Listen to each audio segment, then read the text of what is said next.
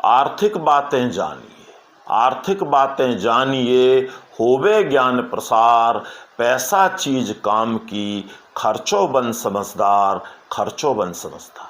नमस्कार साथियों, स्वागत है आपका संप्रेषण विद एसएस में। मैं हूं आपका दोस्त डॉक्टर एसएस त्रिपाठी। साथियों, आज बात विद्यालयों में वित्तीय साक्षरता की। जी हाँ साथियों, आज हम बात करने वाले हैं बच्चों और युवाओं में फाइनेंशियल लिटरेसी की बात, कि किस प्रकार आज की पीढ़ी वित्तीय मामलों में ज़्यादा जानकारी नहीं रखती है, उनमें जानकारी का अभाव है।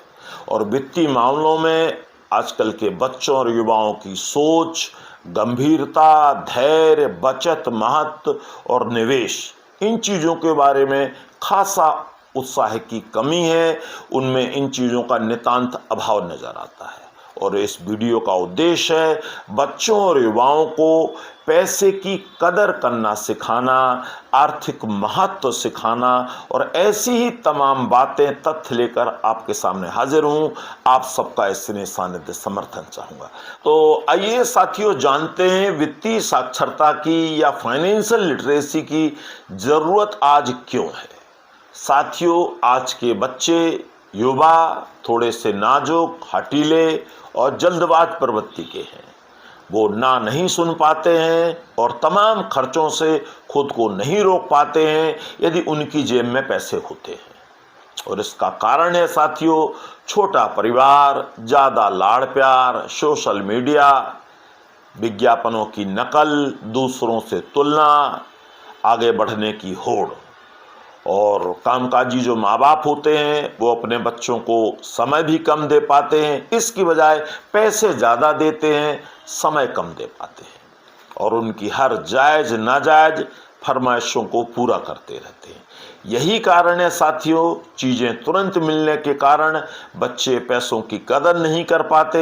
उनमें धीरज का अभाव होता है, उनमें इंतजार का अभाव होता है, क्योंकि उन्हें पता होता है कि इधर वो किसी चीज़ को मांगेंगे और तुरंत ही उनके माता पिता, अभिभावक उन्हें वो चीज़ दिलवा देंगे।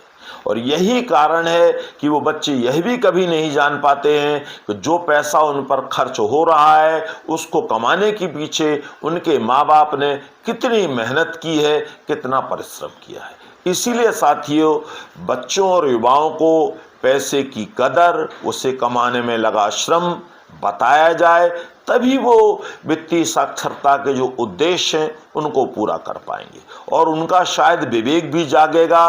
वो पैसे की बर्बादी नहीं करेंगे, बचत की सोचेंगे।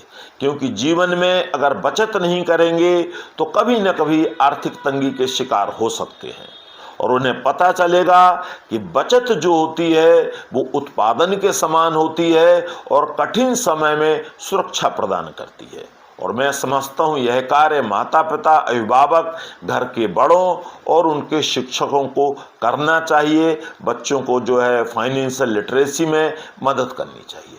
अब साथियों, जानते हैं वित्तीय साक्षरता के लिए क्या चीज़ें बच्चों को बताई जाएं, क्या चीज़ें उनके संज्ञान में लाई जाएं, जिससे कि वो एक वित्तीय साक्षर के रूप में सफल हो सकें, आगे बढ़ सकें।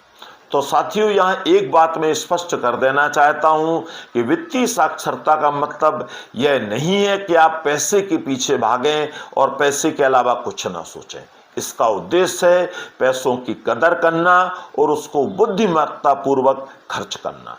पेरेंट्स अपनी नौकरी, व्यापार, आमदनी कैसे आती है, इन चीज़ों के बारे में अपने बच्चों से, युवाओं से डिस्कस करें, उन्हें संक्षेप में जानकारी दें।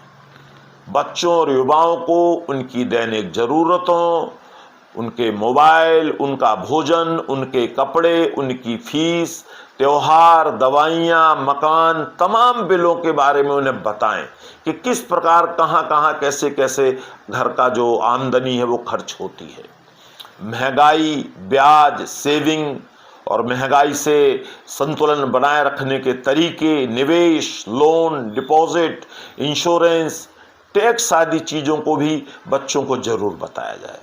और आजकल जो चल रही है ऑनलाइन पेमेंट्स की तमाम पद्धतियाँ, उनमें धोखेबाजियाँ भी खूब चल रही हैं, बनावटी लालच दिखाए जा रहे हैं। तो सुरक्षित ऑनलाइन पेमेंट के तरीके भी बच्चों को बताएं और इसके प्रति भी उन्हें जागरूक करें ताकि वो किसी धोखाधड़ी का शिकार न बने। बच्चों को फाइनेंशियल लिटरेसी के तहत आरबीआई, वर्ल्ड बैंक और तमाम बैंकों के बारे में बताना चाहिए। अब साथियों जानते हैं कि फाइनेंशियल लिटरेसी यानी वित्तीय साक्षरता के क्या लाभ हो सकते हैं।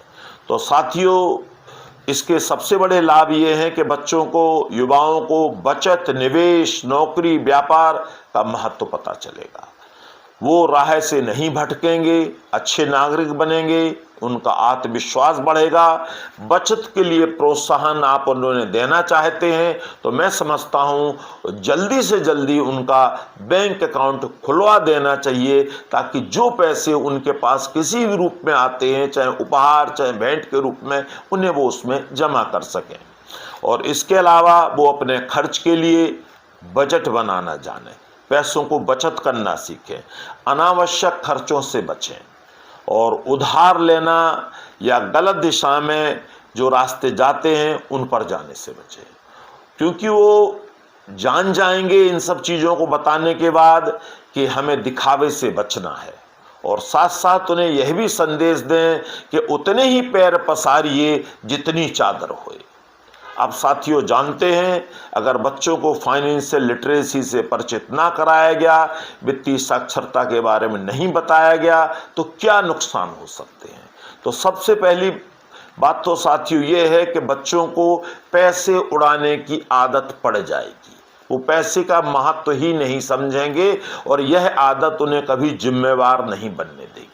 वो बेकार के खर्चे टाल नहीं पाएंगे, अपने हाथ नहीं रोक पाएंगे, उन्हें यह भी पता नहीं होगा कि कहाँ खर्चा करना है, कहाँ नहीं करना है, और वो अपने खर्चों की प्राथमिकताएं भी तय नहीं कर पाएंगे, प्रायोरिटी तय नहीं कर पाएंगे कि कहाँ खर्च करना जरूरी है, कहाँ का खर्च टाला जा सकता है।